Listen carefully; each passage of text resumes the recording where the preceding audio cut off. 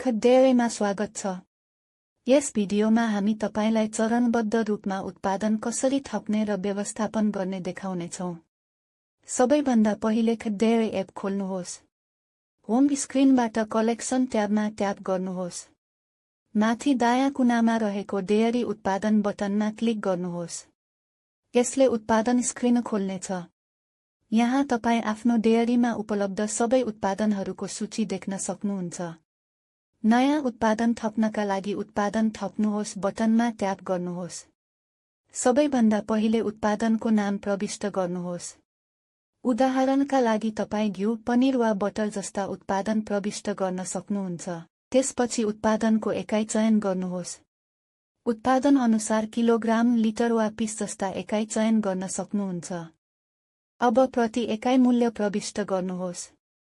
त्यसपछि उपलब्ध स्टक मात्रा प्रविष्ट गर्नुहोस्।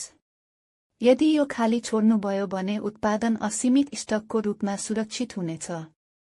सेभ गर्नु अघि उत्पादनको नाम, एकाइ मूल्य र मात्रा जाँच गर्नुहोस्।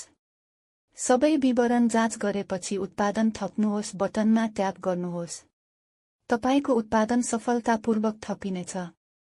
अब तपाईँ तलको उत्पादन सूचीमा नयाँ उत्पादन देख्न सक्नुहुन्छ। यदि कुनै उत्पादन जानकारी अपडेट गर्न चाहनुहुन्छ भने उत्पादनमा ट्याप गरेर विवरण सम्पादन गर्न सक्नुहुन्छ।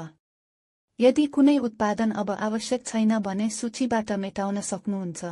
यसरी तपाईँ खडेरेमा सजिलै उत्पादन थप्न र व्यवस्थापन गर्न सक्नुहुन्छ। हाम्रो एप प्रयोग गर्नुभएकोमा धन्यवाद।